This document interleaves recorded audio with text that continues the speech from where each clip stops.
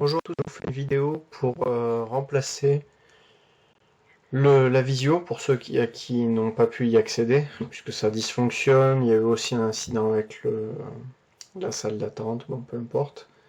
À chaque fois qu'il y a une visio comme ça, pour lequel il y aura eu beaucoup d'incidents, si possible je vous ferai une vidéo pour remplacer.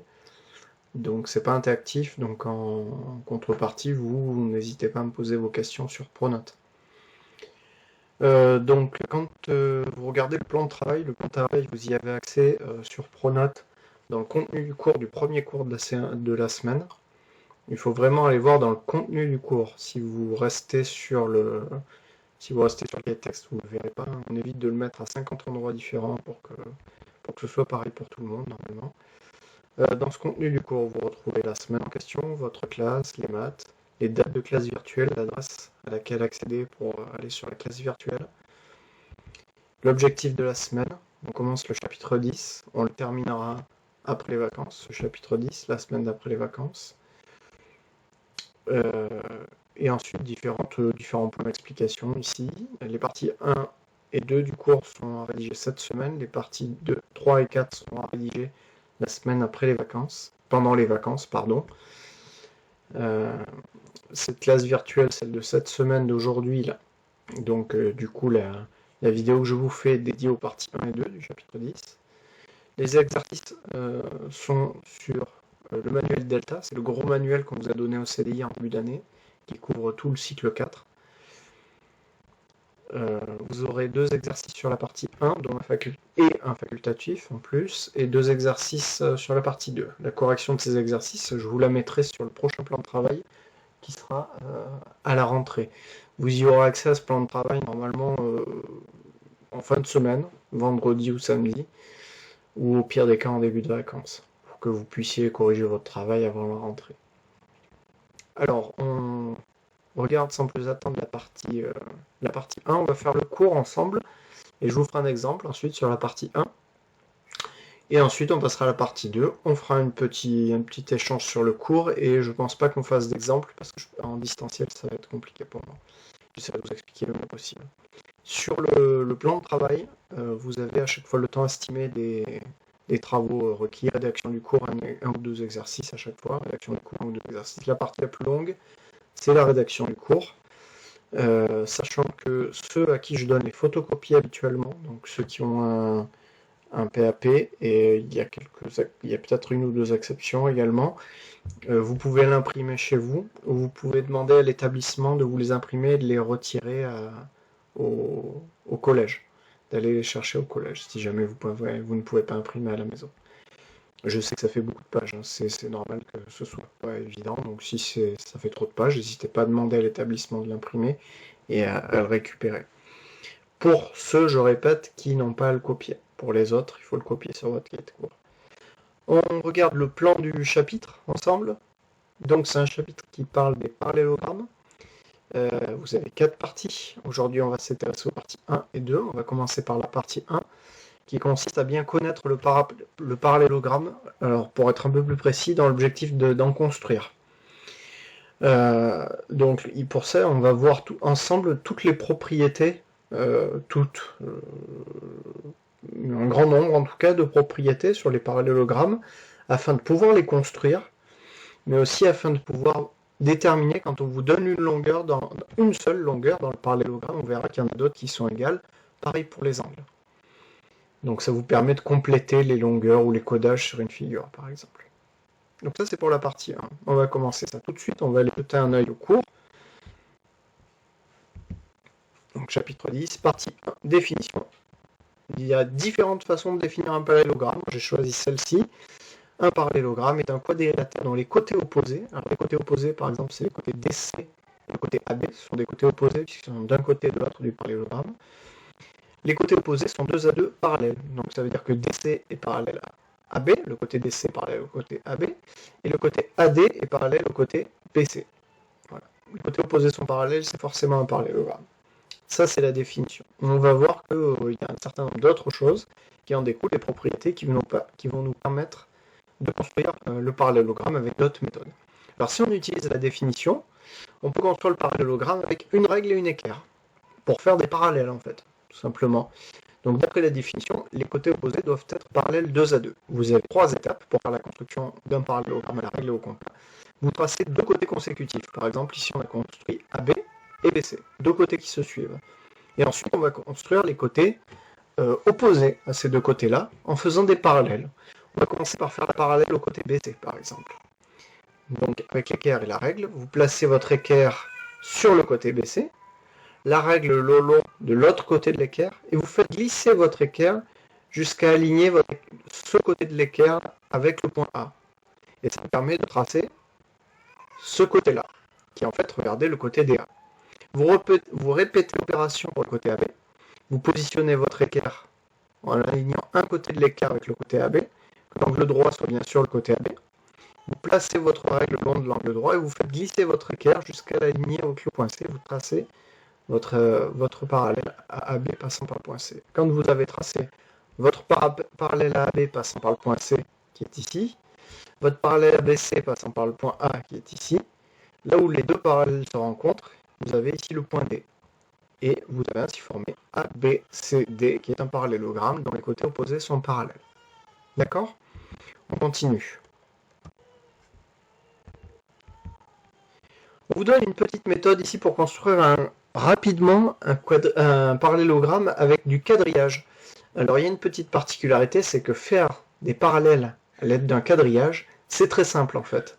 Et on vous explique ça en dessous. La méthode est la même que celle qu'on a présentée précédemment, sauf qu'au lieu d'utiliser la règle et l'équerre pour construire des parallèles, on va utiliser les carreaux. Donc regardez, je commence par construire mes 2 premiers côtés, le côté AB et le côté BC, en rouge puis l'autre en bleu. Et pour construire la parallèle au côté AB, je vais compter mes carreaux. Donc pour passer du point A au point B ici, vulgairement on pourrait dire que j'avance le point A de 3 carreaux et je le fais descendre de 1 carreau. Ça me fait arriver au point B.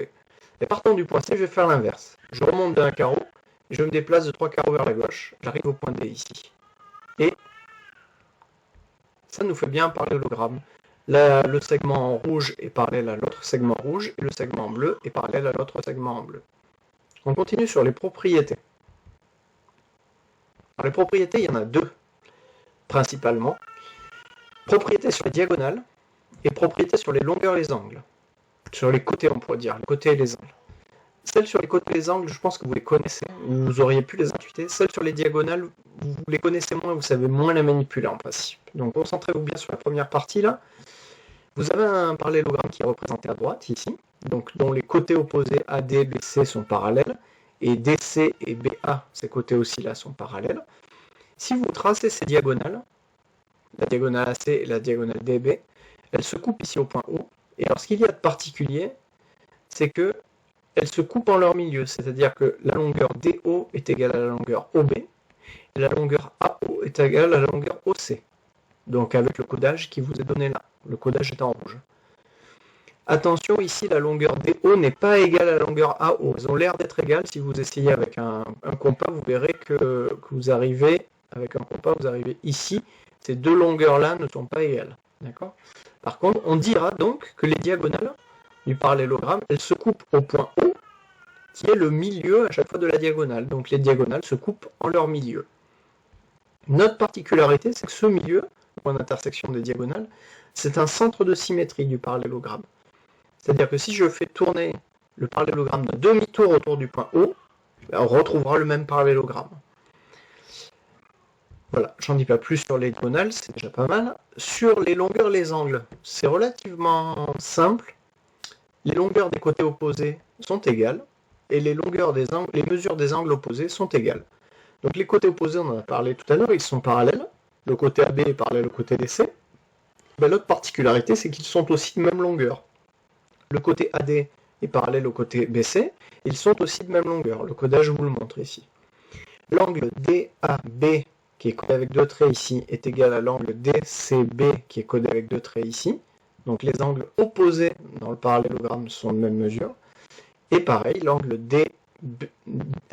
ADC et l'angle ABC, ils sont tous les 2 codés avec un seul trait ici, ont la même mesure. Et ce sont 2 angles opposés dans le parallélogramme. Ça, qu'est-ce que ça vous permet de faire? Ça vous permet, quand vous avez un schéma de ce type-là, par exemple dans un énoncé ou via des consignes, si on dit que c'est un parallélogramme, vous saurez par exemple que le côté CB lui aussi mesure 2 cm, que le côté DC lui aussi mesure 3 cm, que l'angle DCB mesure lui aussi 60 degrés. Voilà.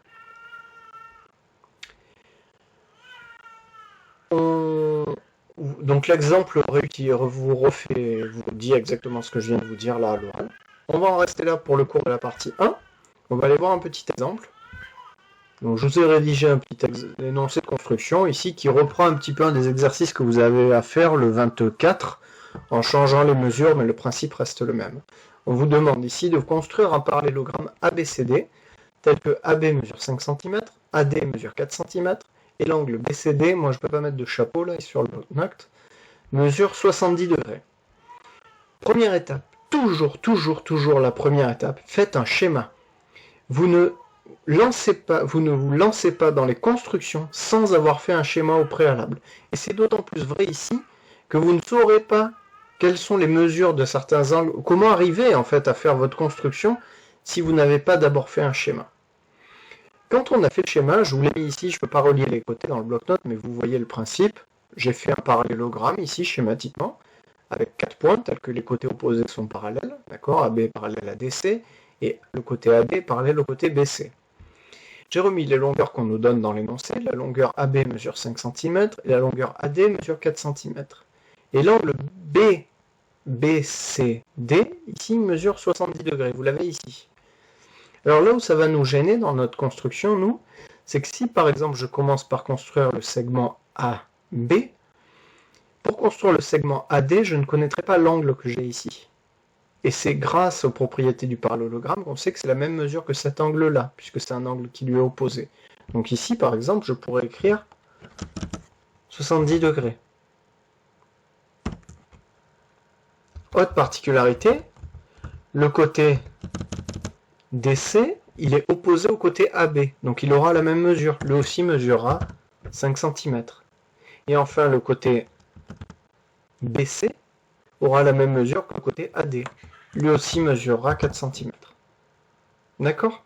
Donc on va aller faire ça sur GeoGebra. Donc je me suis placé, peu importe moi c'est pas GeoGebra qui m'intéresse. Ce qui m'intéresse c'est que vous arriviez à le faire, enfin en tout cas dans l'immédiat là, c'est que vous arriviez à le faire avec vos outils de construction. Donc, règle, équerre, compas, rapporteur. Vous aurez forcément besoin d'un rapporteur ici puisque vous avez un angle à construire. Vous ne pourrez pas construire un angle de 70 degrés sans rapporteur, en tout cas pas en cinquième. Donc on va commencer par exemple par construire le segment AB de côté 5 cm. Donc je vais choisir l'outil segment de longueur donnée, je place mon point A, je note 5 cm de longueur, et ça me fait le point B. Au lieu d'afficher la petite étiquette F ici, je vais faire afficher la longueur du segment. Propriété.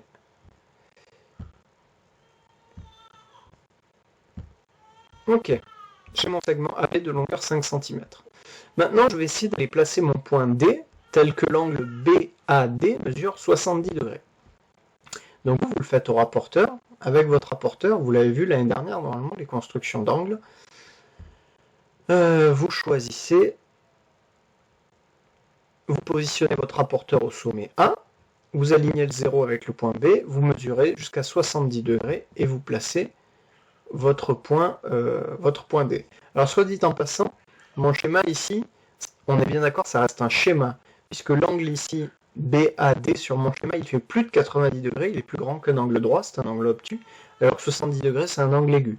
Peu importe, c'est un schéma. Ce schéma, il vous permet de poser vos longueurs et vos mesures dessus. D'accord? Simplement, pour pouvoir raisonner. Une fois que vous avez les informations que vous voulez, là, vous pouvez passer à la construction. Donc, je vais créer mon angle, moi, de, on m'a dit, 70 degrés. Et ça me fait ici, alors il l'a appelé B', mon point. Je vais voir si je peux le renommer en point D. Quoique non, je ne vais pas le renommer en point D parce que, pour une raison toute simple, c'est que je ne sais pas s'il est à la bonne distance du point A. Donc ça me crée mon côté AD. Mais je ne sais pas encore où est le point D. Le point D, il est à 4 cm du point A. Donc pour ça, vous prenez votre compas pour faire une mesure, ou votre règle, hein. Vous pouvez mesurer 4 cm à la règle, ça fonctionne aussi. Moi je vais faire un arc de cercle, ou un cercle, peu importe.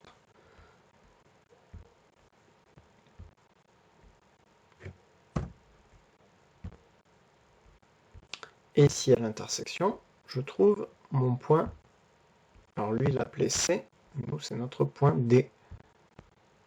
Je ne sais pas si je vais pouvoir le renommer. Si, c'est bon.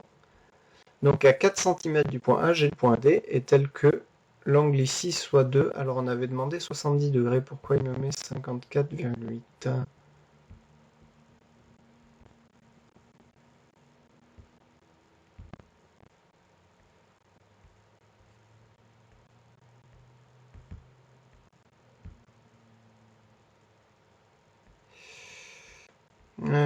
Qu'est-ce que c'est que ça? Je ne sais pas, 45. Pourquoi il me met 45 degrés? Voilà. Je ne sais pas ce qui s'est passé, peu importe. Donc je commence par construire mon segment AB de 5 cm, je place mon rapporteur pour avoir une mesure de 70 degrés ici, et à 4 cm du point A, je place mon point D. Tant que j'y suis, je vais construire le segment AD pour afficher sa longueur. Hop. Et à la place du point H, je vais faire afficher sa longueur de 4 cm.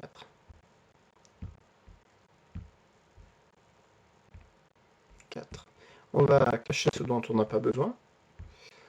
Alors vous, c'est vos éléments de construction, vous pouvez vous les laisser, hein, bien sûr. Et là maintenant, vous n'avez plus qu'à construire vos parallèles. Donc je place mon équerre sur le segment AB, je place ma règle sur l'autre côté de l'angle droit, je fais glisser mon équerre jusqu'à la lignée avec le point D, et je construis ma parallèle au segment AB passant par le point D. Donc moi je l'aurai ici, l'outil parallèle. Il faut que je commence par cliquer sur le point, puis sur la ligne ou la droite. Hop. Hop. Et à l'intersection, ici j'ai le point C, et j'ai fait mon parallélogramme. Et on peut vérifier, on peut construire les segments BC et DC pour vérifier la longueur que l'on obtient. Vous allez voir que c'est bien 4 et 5 également.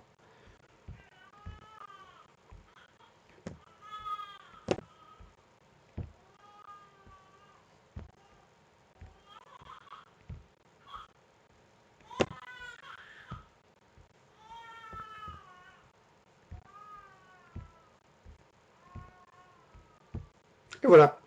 Ok, donc il faut vous essayer de faire ça, vous, avec vos outils de géométrie. Faire un segment de 5 cm, rapporteur, je construis un angle de 70 degrés.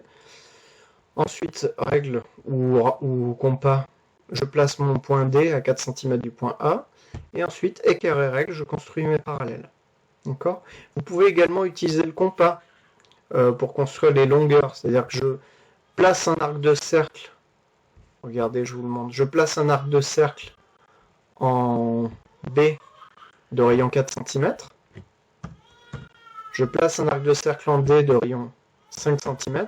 Et à l'intersection, ici, vous trouverez le point C, qui sera à la fois à 4 cm de B et 5 cm de D. C'est une autre façon de faire avec le compas. On en reste là pour la partie 1. On va jeter un œil à la partie 2. Je vais vous faire uniquement le cours. Donc dans la partie 2, on cherche à reconnaître un parallélogramme. Donc vous allez apprendre à déterminer si un quadrilatère est un parallélogramme à partir des codages d'une figure. C'est l'objectif de l'exercice que je vous ai mis sur le manuel Delta. Et vous avez une autre construction à faire. On va aller voir le cours. Le cours de la partie 2.